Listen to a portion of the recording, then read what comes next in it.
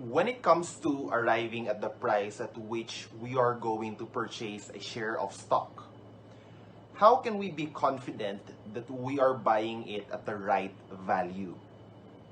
It has something to do with access to information.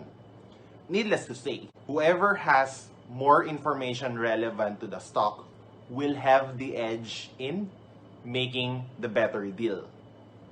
This is what this lesson is all about.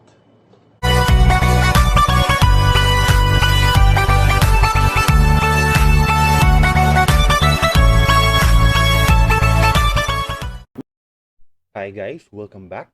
Today we are going to talk about the efficient market hypothesis.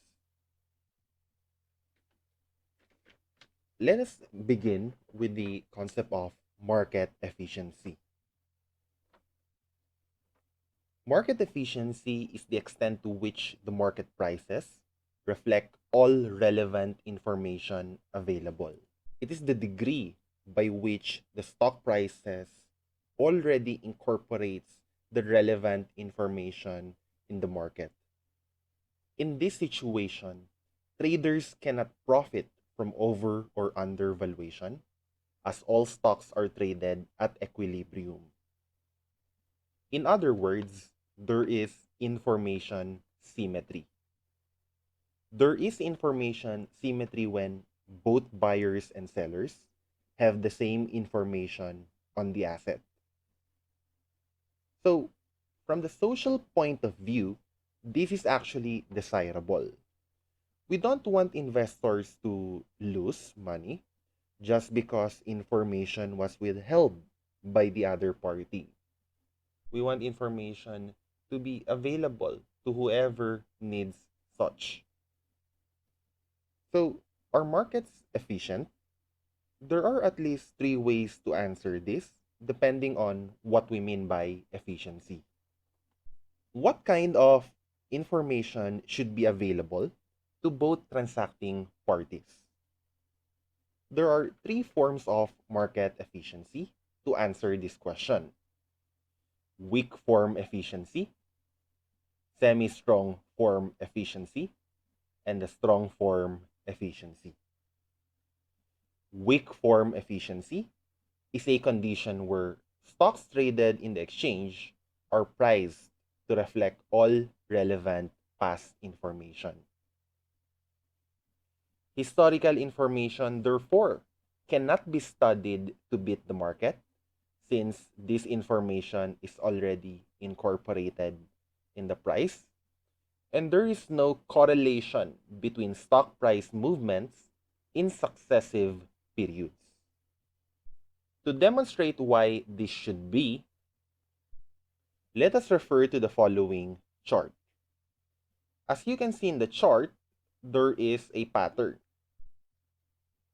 Now, if this pattern is true, well, we would buy when the prices are low, and we would sell when the prices are high. Now, if the weak form of efficiency holds true, this pattern cannot happen. The reason is that if all investors have access to these charts, nobody will sell during these points, and therefore nobody can buy, and nobody would buy during these points, and therefore nobody can sell. As a result, nobody can actually beat the market using these charts. Under the weak form of efficiency, stock prices are said to be following a random walk. Technical analysis would be deemed useless. Technical analysis, by the way, is the use of charts in order to predict the future stock price. The next form of market efficiency is the semi-strong form efficiency. This is a condition where a stock trading on an exchange are priced to reflect all public information.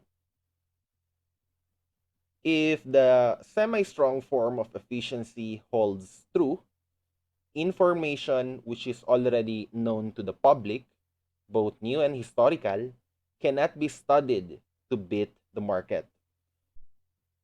To understand this, imagine if it is already in the news that ABC Incorporated declares bankruptcy.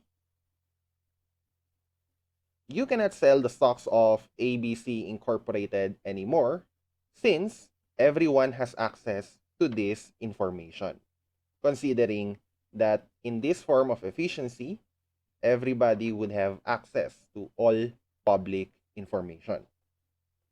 So, under the semi-strong form of efficiency, the prices of the stocks react quickly and accurately to reflect new information as it becomes known.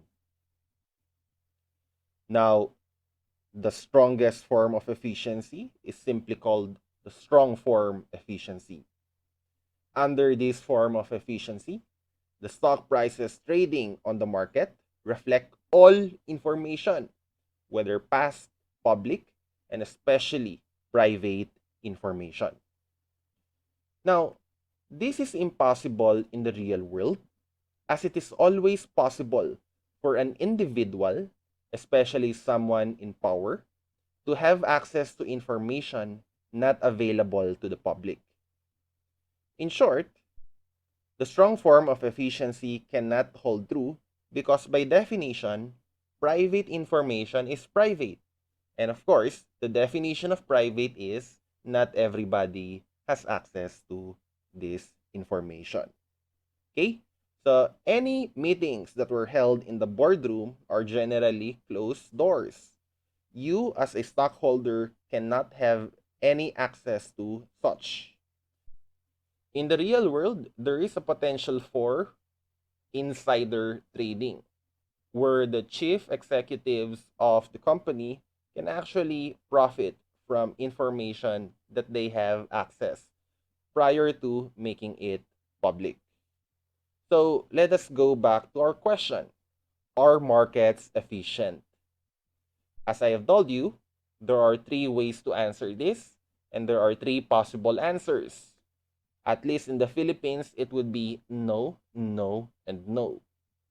Even at the weak form of efficiency, markets are questionably efficient.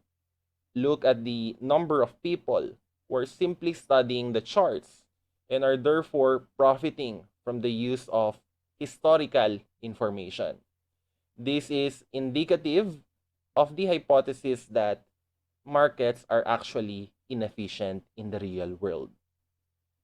So for my next video, please comment below for any suggested topics, and as always, like, share, and subscribe.